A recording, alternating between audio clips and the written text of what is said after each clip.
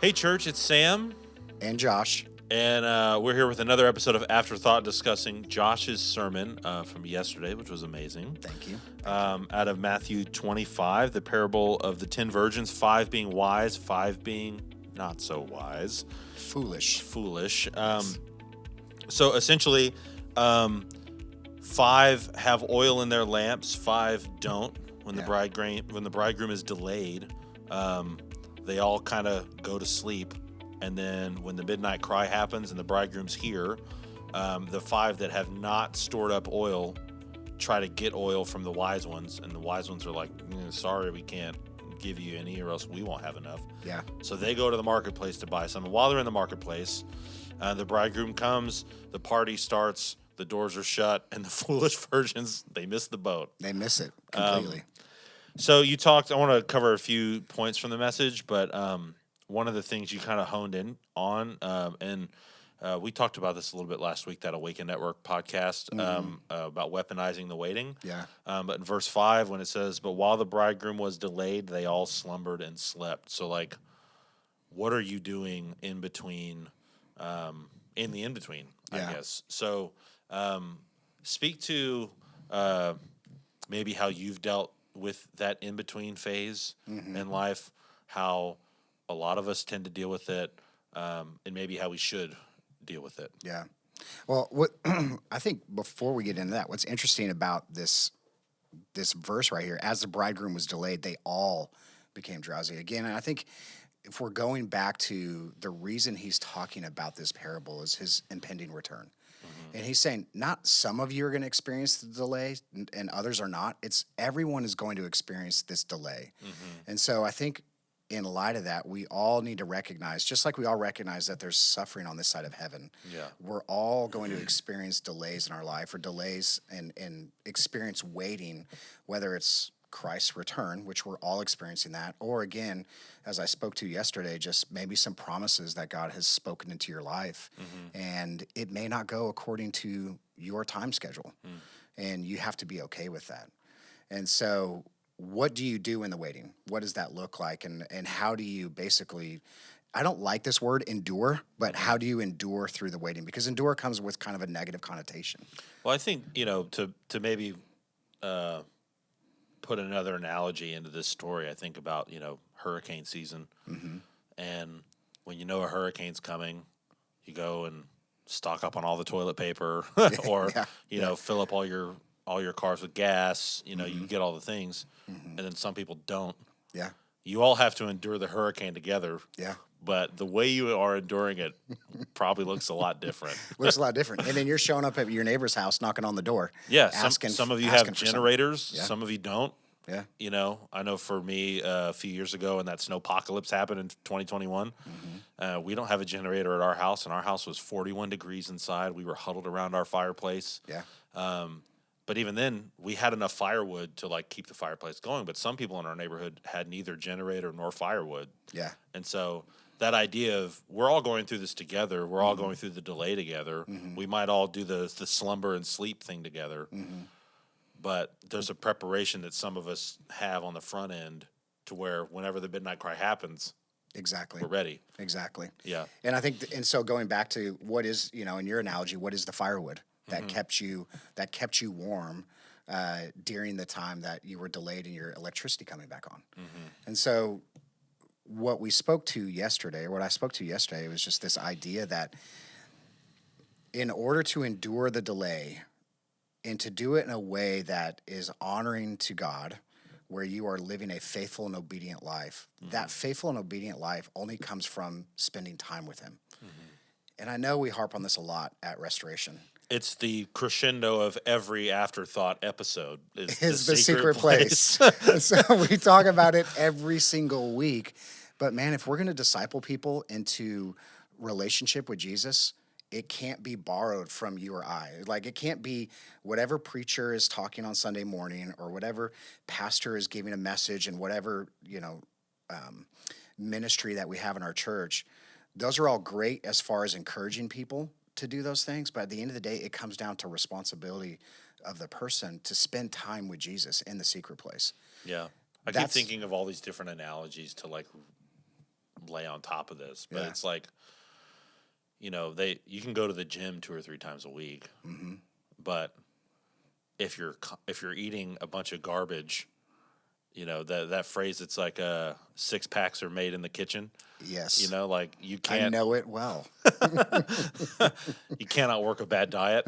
Nope. In the same way, like if you're not continually spending time with the Lord day in and day out, a once a week church service or a once a week Yeah. church service plus a life group, that's not enough to sustain you, especially when, like, I forget who said this, but they were like, the hour of church that you have a week is not going to form you more than the 6 hours of social media, round the clock news, like, That you're getting every day. that you're getting every day. Yeah. So, like, I think some of us think I'll just show up to church on Sunday, or I'll show up to a First Wednesday, or I'll show up to a life group, and all that stuff's great. But Yeah.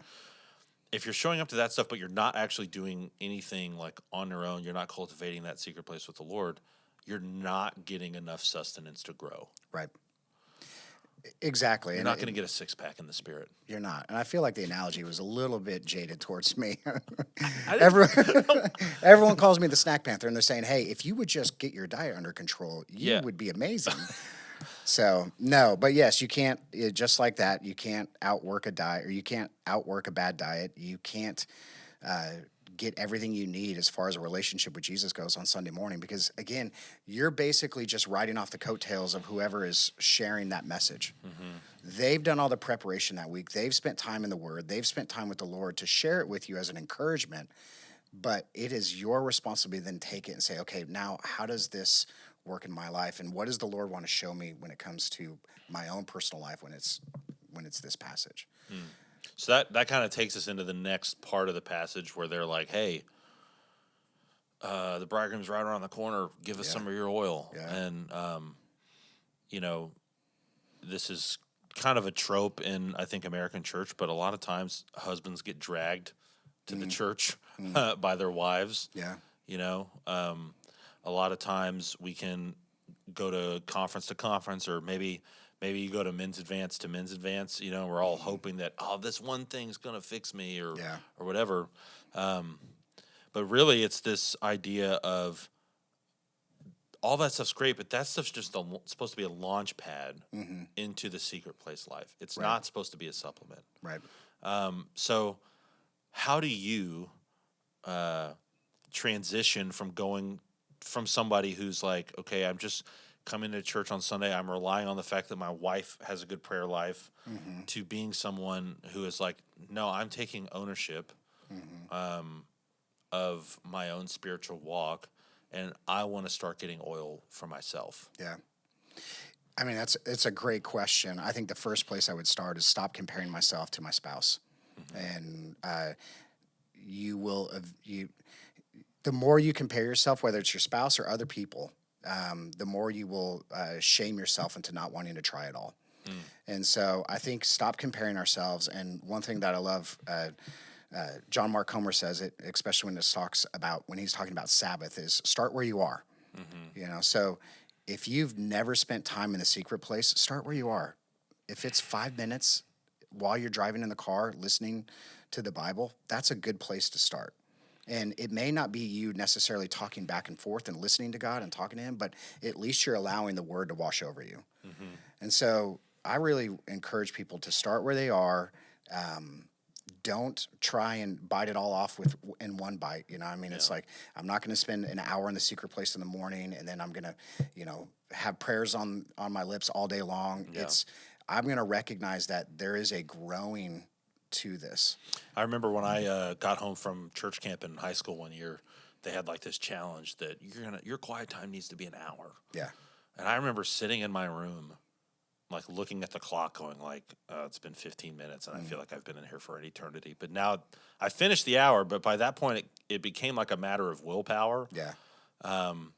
And obviously, I never did that again afterwards. It was like, that was like horrible, So to your point, starting where you're at, like, hey, maybe just read a psalm and pray through it, or like, for the most part, our Bibles are broken off into sections now. Exactly. Like, pick a section, read it a few times, and pray. Like, I really like your point of comparison, because it's really easy, especially in church settings, to go like, oh man, like, you and I are on the teaching team, and there's a few other guys that go like, man, I wish I could teach like low, and then as soon as I think that, I'm like, I'm by default looking down on how God's wired me to do it. Yeah. Or I wish I could lead worship like this person, or I wish I could pray with people like Leanne prays with people. Exactly. And it doesn't mean that there's not things we can learn from other people, Right. for sure. But God's wired me specifically to, like Paul talks about, we're all members of the body. We all have different functions. And so I hadn't really thought about that, but I really like your point of not comparing yourself to one another, because you'll end up not functioning in the role you're meant to function in because you're too busy dwelling on the fact that you're not functioning like somebody else functions. Yeah. Well, and I think in light of that, you said all of us have kind of this, the scriptures speak to it. We have all these different functions within the body. I was listening to my wife last night. She was teaching on The Secret Place with our student ministry. And she actually described her own experience with Jesus of what The Secret Place is. For her, when she goes outside in the morning, it's spending time in nature. And that's where God speaks to her most openly, and that's where she hears him, and that's where she really feels the most in touch with the Lord, is in nature. And she recognized that, hey, this isn't the same for Josh. Like I don't like to be outside. I don't like to be hot. So in the city of Houston, I'm not outside a lot during the summertime. And so my secret place is different than hers. And she said, a walk-in fridge. Yeah. But I think we all, when it comes to the secret place, if we compare and think that our secret place is going to be just like Sam's, or it's going to be just like my wife Danielle, like that's completely opposite. I think God's given us the ability to experience him in different ways when it comes to the secret place. She actually made this analogy from the movie Encanto. Remember when each child is given their gift and they open the door, and it's just this different gift for each of them. It's almost this different scene for everyone. And God, when he spoke to me, when I first heard him speak to me for the first time in the secret place, the vision he gave me was so clear and so vivid that every time that I want to speak with him in like just the most intimate ways, I ask him to take me back to that place where I felt his presence, where I was in a meadow surrounded by trees, light was shining in and through them, and he was just sitting next to me, and we were enjoying this nature scene. And so I think, again, going back to this idea of comparison, don't compare the secret place of Josh or Sam or Danielle or Greg, whatever it may be. Like, God has something specific for you in the secret place. Yeah. I think, maybe take this with a grain of salt, but just it feels true. Like, I'm not to compare my walk with Jesus to someone else's walk with Jesus. Yeah.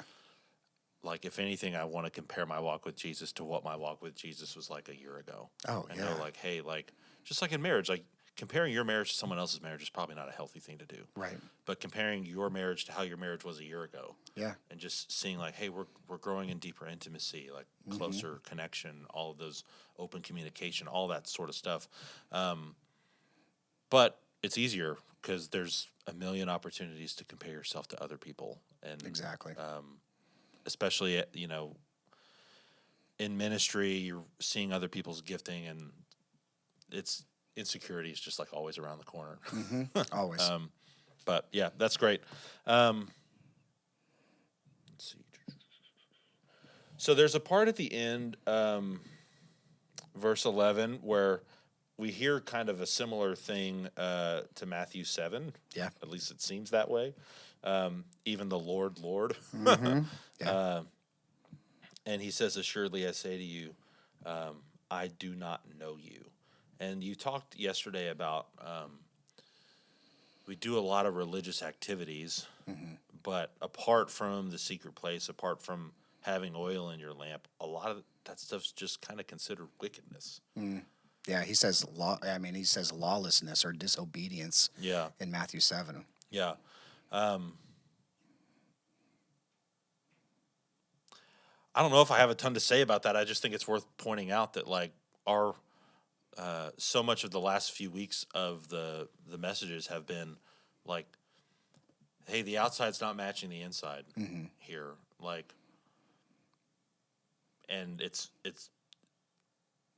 you got to have the inside for the outside, it's like with the lamp. If there's no oil, then it won't light. Right. So the outward manifestation should be an overflow of the inward, not just a bunch of performative religious duties. Right. Hoping that you might fool everyone else around you, but the end of this story shows you're not fooling the one who really matters. Yeah, and I mean when he's speaking to them in Matthew 7, and he's calling them out, and he's saying not everyone's going to know me, and they're going to say, yeah, but I did this in your name.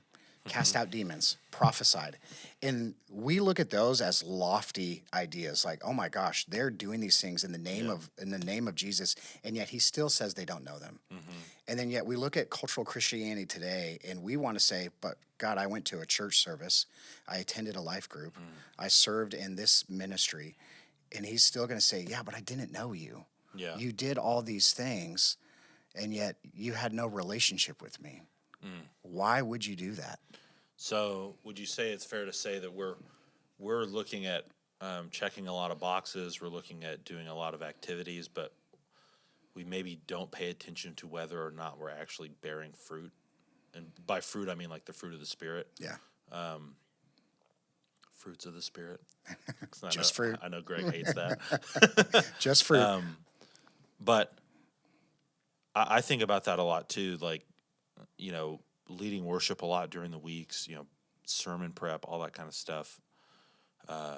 It's easy for me to get in the headspace where I'm doing so much of like Christian things. And I'm like,